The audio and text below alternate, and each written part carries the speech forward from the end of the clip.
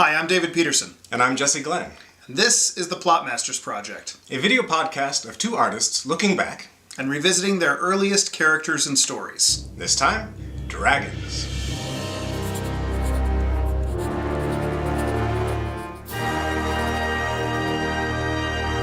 Let me set the scene for you. The year was 1995. It was July 4th of that year. It was my 18th birthday, that's why I remember it. And at a birthday gathering, Jesse was there with some friends of mine, and we were coming up with almost a parody of Voltron. And that was also the same summer that the Power Rangers movie had come out. And it went from being kind of a silly idea to something that we actually liked the idea of trying to do a story where you had a small elite group of characters that together assemble with some kind of mounts or robot lions or whatever to become something bigger than themselves. Yeah. So we took that parody, which, it's been done, but you're like, you know what? Yeah. Let's take it. Let's do it. And we sat down. We started creating these characters. And like most of what we do, base those characters on ourselves and our friends. And we came up with this dragons. Which we've recently renamed The Last of the Dragons. Because there are no more left after this. And instead of doing robot lions or megazords or things like that, we decided to make them actual mounts, things that were living, breathing creatures. And both being fantasy guys that like D&D and playing fantasy video games, we decided that they could be dragons. Yeah, and we wanted to keep one of our major influences was, of course, Voltron, and you can see it all over it. But that was a good mix of like science fiction and fantasy, where they had the castle and the princess and whatever, but they had these big mechanical lions. We kind of flipped that on its head, where instead of the lion having mechanical lions, they're living dragons, and the characters themselves had more of the technology-based weapons and armor. So we based the dragons on the main 5 chromatic dragons from Dungeons D&D. and Dragons, yeah. Dungeons and Dragons. And we needed 5 characters, not just the dragons, but the actual characters. And the first of which is Pierce, who rides the green dragon. And the idea is that his armor is supposed to then emulate the powers and abilities of the green dragon. And Pierce is the captain of the guard. He's a little pompous. He's a little arrogant. Yeah. He's that way with good reason. He's good at what he does. Yeah. He's got the ego, but the skills to back it up. And as a sort of a contrast to that very formal, very military type guy, he's actually also being a bigger stocky guy. We have another kind of big stocky guy, but from a different background altogether. And we have Cornelius, who comes from the outskirts of the more civilized areas, sort of more downtrodden area, more of a frontier type. Think dry, cracked desert floor, western, but medieval. Yeah, and whereas Pierce is recruited for this team because of his military record, basically. Cornelius is a local hero. His good deeds and his renown come from the local citizens. It's in the Wild West, there's the law is not as present, and he's the guy who keeps the order, keeps the peace, does the good deeds, and he's kind of selected for those reasons. Yeah, and he's supposed to be a humble, kind of big-hearted guy who, even though he's a brute force, has the heart of gold. Yeah. Guinevere, rounded out as the only female in the group. We kept the proportions the same of male to female ratio with shows like Voltron. And Power Rangers. And Guinevere represented the white dragon. She comes from the frosty north, the mountainous region, and her father and the king in this story were once friends. They did combat together, and so when the king is recruiting new recruits, he asks for his old friend to send someone from his region, and it ends up being Guinevere. Yeah. And then we went back to the military a little bit for the next character. A cadet, graduated though, right? Recently. But top of his class. And we have Felix, the red one. So we try to keep him highly intelligent and skilled in his all of his classwork and all of his duties, but still a little bit of a hothead. Not too terrible. Not like the other red hothead characters of Dave's. Like Dave. He was based off of Dave. Yeah, he was supposed to be arrogant because of his school record, but he has no experience to back it up. He was also supposed to be a character who had no interest in actually being part of a military group. He went to the school and was good at all of the things, but it was his own personal improvement that he was after, not to be a cog in a machine, not to be one of many, not to even be captain of a guard. But something about joining this small elite group actually does interest him. Yeah, and this was the character that was based off of Dave. I don't think we said, like, Pierce was based off of our friend Nick, Cornelius was based off of our friend Lawrence, Gwen was based off of my sister Anne, this is Dave, and then Nigel. This is the character based on Jesse with the blue. He was a Robin Hood, a rogue, a ranger kind of character from a kind of a seaside town. He's the good-natured land pirate. Land pirate. Yes, basically. I had a tendency to play, or had an affinity for the ranger class in D&D, and so that's I wanted to have that kind of an outlaw thing. As you can see, all the armors that we've shown have a very sci-fi tech feel. Jesse was drawing these, I think, influenced by Ronin Warriors at the time, which is an anime show that was on TV. But going with this kind of techno version to kind of play off against the, like we said, the fantasy element of the dragons. And a living element of the dragons, that the armor that the characters would wear, which is supposed to kind of embody and give them the powers of these dragons. Yes. To give them the powers of the dragons, they needed more than just armor, though. They needed to be able to have something to fight with. Yeah, so they each got weapons. Weapons imbued with those, what would generally be the dragon's breath weapon, or some such thing. We kept mostly to what was in the D&D books. I think there may be some variants here and there. But we gave Pierce an axe. Being a very woodland kind of creature, green dragon, and his thing being all about the nature in the woods and the forest. He has an axe. It could basically cut through anything, and then return to his hand. And then Cornelius, we have a sketch for this one, kind of. It's a big, giant, long barred mace with spikes on it, kind of a thing, that had the corrosive effects of the dragon's breath. So it could just hit something and it would just start to crumble.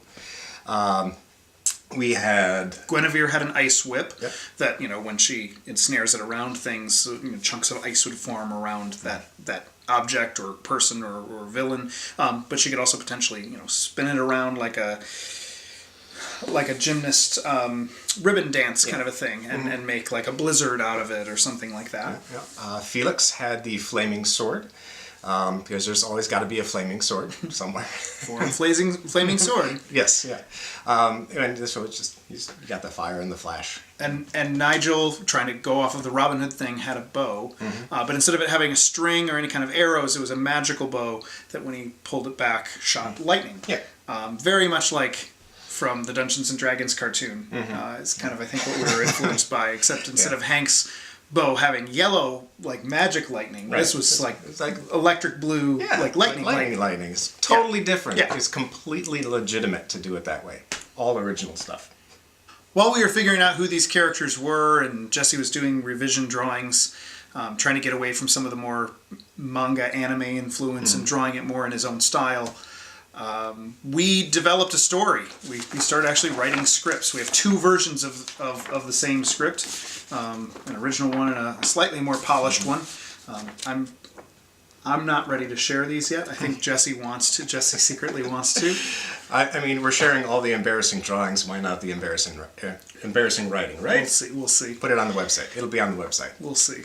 But the story for this project is that the king is facing a terrible evil, and we were pretty nondescript about what this evil was. Some kind of evil. We just didn't describe it.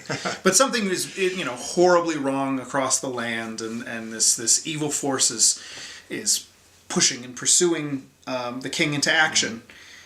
And that he falls back on the legend of these ancient dragons. If only we had these ancient dragons.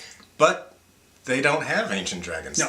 They're lost to the sands of time. There are no dragons. So he decides to kind of make his own dragons out of just the humans who are in his land by giving them magic and technologically advanced armor and weapons that imbues those characters with the power of those ancient dragons. Yes. Yeah. And that was paired with the selection of each of the avatars of the dragons, I guess we can call them, the characters, the people.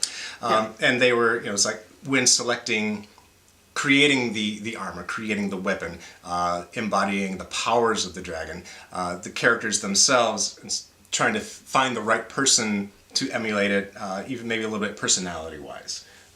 It's like selecting the right person to wear this mantle. So the original first part of the script is called Forces Assemble, and it's that part of the story where they're trying to get all the characters together. So you're finding out each character's reason for why they joined.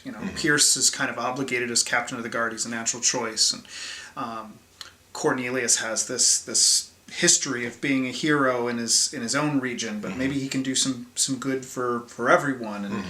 And Guinevere, we played a little bit about how sexist we were going to make it with, were they expecting a boy and it turns out to be a girl? Is it just that she is the only person, not the only person, but she's the most qualified person in her region, but her father, just being a protective father, wouldn't want to send any child. Felix, because of his background, with the military school or the private school education, that he's top of the class. He makes the most sense. And then Nigel being the character of renown because of the good deeds that he's done, even though they're illegal. Right. He's the reluctant outlaw who doesn't necessarily want to be there, but it's like, okay, we found you. You can either be on this team or go to jail. It's like, I guess I'll join the team. Okay, fine. And beyond that, we wanted there to be actual dragons. This is part one of a two-part episode about the dragons. This episode, we're only focusing on these human characters. The next episode will feature the real dragons, and that's where it gets into that part of the story where the characters discover that the dragons were real. They weren't just legend and myth. And that they still exist. And so there's a quest involved, and we didn't know how long to make that part of the story happen. How long is the quest? But to find the last of each species of dragon. As always here on the Plotmasters project, it's not just about looking back at the past, but it's about exploring new drawings. New thoughts and new ideas, or maybe just refreshing the art, depending on what we're doing. And this time around, in my version, I kind of wanted to keep with our original idea of keeping the dragon riders in a little bit more of a high-tech looking armor, but it's not like science fiction armor, but just something a little newer looking, not like traditional medieval armor. And so I don't have any art to hold up, because I did it all digitally, because I tend to go back and forth on how I do things, traditional or digital. But you can see that every character has their color, basically. With Felix at the top there, he's very red. He's got more of a slender armor he's more of a lightweight, nimble fencer type. He's got a flaming sword. And I tried to keep that. I mean, the design is very different from a lot of the original designs that we did. And I think there was a lot of not symmetry, but they all kind of had the same unique motif, or not unique motif, the same motif throughout. Like the armor styles were similar. Yeah, like a uniform. Like a uniform. Yeah, they were more uniform. That's the word I was looking for. In our original drawings, they were more uniform. And everyone's very different in this version. And then I'll go around clockwise, I guess. And so there's then Gwen. She's got her icy whip, and her armor. It's very light colored, white, but smooth and crystalline, like a sheet of ice on her breastplate and on the legs and things. And then she's got those elements of like thermal wear around her neck and her forearms or whatever to make it look like she's the winter one. She's the frost white dragon rider. Pierce is the big lumbering Hulk of the group, basically. I didn't get a lot into his detail. His armor is just mostly a cloak, but he's got that stump of a oaken collar, and he's got his axe. Gave him a little trim on the sides for his hair, but kept that little military cut. Yeah, a little military on the side, but he's getting a little funky. He grows a little long on the top. And then Cornelius down in the corner there. Instead of doing him in an armor that's like a straight black armor to represent the dragon, I gave him a little brown, a little orange color, like a rust color, to associate with the corrosion aspect of his abilities based on the dragon and on his weapon. And then Nigel, I went with... his is probably more medieval than the others in that he's got looks like a lightweight leather armor with those straps with those bands in it, and he's got the hooded cloak because I just really wanted to emulate that outlaw Robin Hood Ranger thing with him, and draw his bow out a little more detailed than I had ever done before with him. So little bits and pieces of something that's a little more futuristic, and then little bits and pieces of things that were a little more archaic, just kind of meshed together. I thought kept the basic feel of the overall idea of what we were going with. For me, in Plotmasters, we've done 3 episodes already, and I tend to just kind of do a proper homage to what was already there. I'm not doing a lot of redesigning. And on this one, I decided to really switch that up. I drew all 5 of the characters on Bristol board, but in my redesigns, I wanted to really push the idea of this being a fantasy. I wanted to redesign it so that there's none of the technological influence. This is a regular sword and sorcery, kind of Dungeons and Dragons themed fantasy thing. And so for the characters, I wanted to build them up more. I wanted character sheets, essentially. and I wanted to play with their identity as the different colors of Dragon Riders isn't just because of who they are personality-wise or what dragon they will later be assigned or find, but that's something about their regional quality. That's where they're from. And so for Pierce, I have him as part of kind of the capital city, which is Viridian Keep. And I gave him Captain of the Guard, medieval fantasy, just plate armor. I did try to keep some of that thing you were talking about with making sure that each character had a unique and individual look, but something cohesive that gave it a little bit of the uniform without it ever being a uniform. So I made sure that each character had some kind of shoulder armor, some kind of forearm armor, and then some kind of piece of fabric or something covering the crotch and kind of draping over each thigh, as well as some boots. So Pierce, I just wanted him to have this strong, commanding Captain of the Guard look. Cornelius, he is from this impoverished kind of Old West desert, fantasy gravel, nasty type place you don't really want to live. Fighting some kind of just regional monsters or beasts and becoming this local hero. I decided he came from a place called Slate Iron. I gave his armor a much more worn and weathered look. The wrap is more to keep... the wrap and fur look like stuff that you wouldn't normally want in a hot climate, but it's to keep all the dust and gravel and grit out of places you don't want it. Everything on his is scavenged or patched together or hammered out, showing that it's not the quality of your gear that makes you a hero. Gwen comes from Vale Ashen, a mountainous region covered in snow. I thought the most appropriate thing to call her would be a sovereign pioneer. She's a pioneer woman up in the mountains. I gave her a very Norse Viking kind of a look with the single braid. Even though her dragon is the white dragon, I didn't use a whole lot of white. Her cloak is a fur, that's white, and same with the boots. But I used a lot of gray and a lot of brown, just so that it wasn't so uniform looking. It looked more like clothes, but she still identifies as, there's still a lot of white in the design.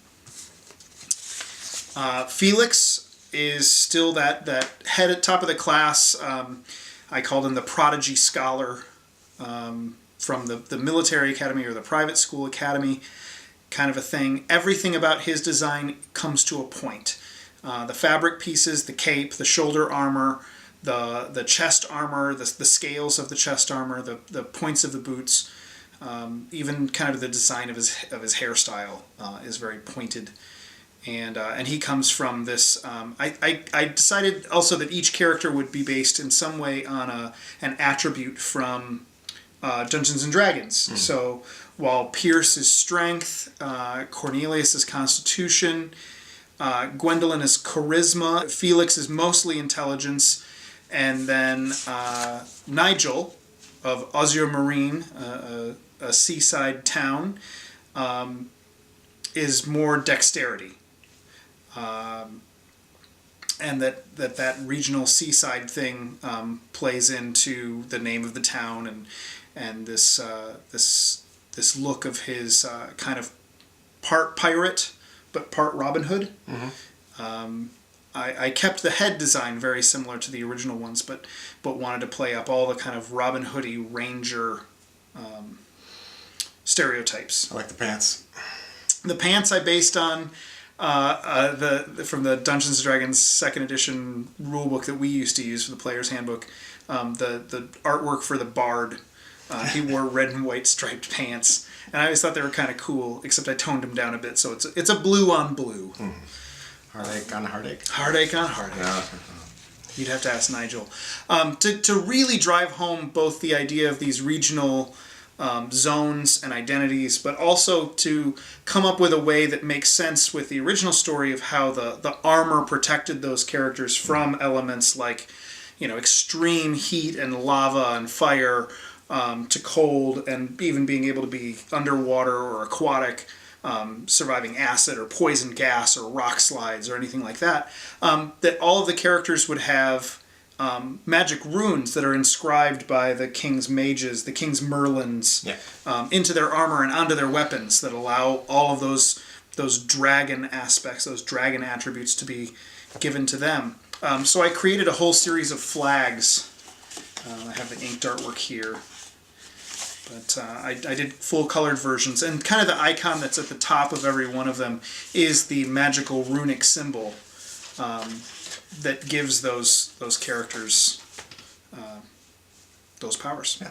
So as you can see, Dave has put in all the work, and he is ready to turn this into a fully fleshed out IP for production somehow, some way, somewhere. The world builder in me couldn't just stop at character designs. Every time I drew something or came up with an idea, it just kept rolling and spilling out into new ideas. And one of those was, we never identified what the villain was. What's the bad guy? What's the threat? Evil? What do we need the dragons for? What's the evil? Yeah. And so I wanted our human characters to have to confront something that would work on their scale, but also be that terrible evil that armies couldn't defeat it. That it takes this specialized group of these 5 with their magical or technological armor to be able to beat. And I came up with a lich. This is my inked drawing. I'll put up the color version. for those of you who don't know, a lich is a magical, or an evil wizard who is so powerful in his magical ability, he's able to raise himself from the dead for more evil. Yeah. He just can't stop himself. It's like, more evil, more evil. So I decided that a lich would be great. It meant that there could be hordes of undead or skeleton armies that he could raise if he needed. That whatever it is, whatever kind of evil magic he has is really horrible. It's the stuff that the bravest mortal mages and wizards dare not touch because it could corrupt their soul. The lich is already there. He has nothing to lose. He can use the most dangerous, evil, foul magic that there is. And that as a threat level, even though there's only one of him, whatever it is that brought him back, whatever it is that ties his being to the plane of reality, whether it's something like Horcruxes from Harry Potter with Voldemort, or some of the elements and the components to whatever the spell was, the physical components to whatever the spell was. Maybe it's original body parts encrypted in different areas, maybe in all 5 of the different regions, or something like that, where the main characters would have to maybe abandon the front, so to speak, to then try to eliminate the lich's ability to even be here. Yeah. So to get rid of the greater evil, it means actually abandoning the good fight. Let the armies fight it out on the front lines, but they have to go. Yeah.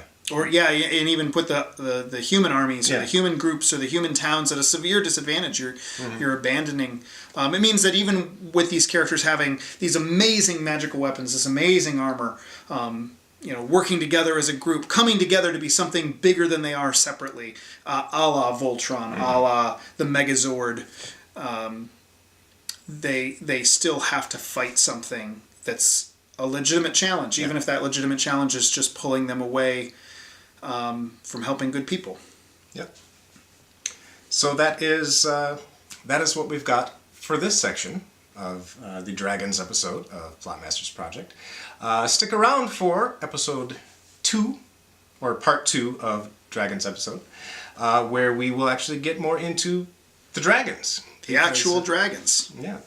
Because we've talked about the characters here and what they're associated with, but we got to get to those dragons, those big old beasties that they ride, and and we've done new design work for them as well. So it'll be worth coming back for the next episode.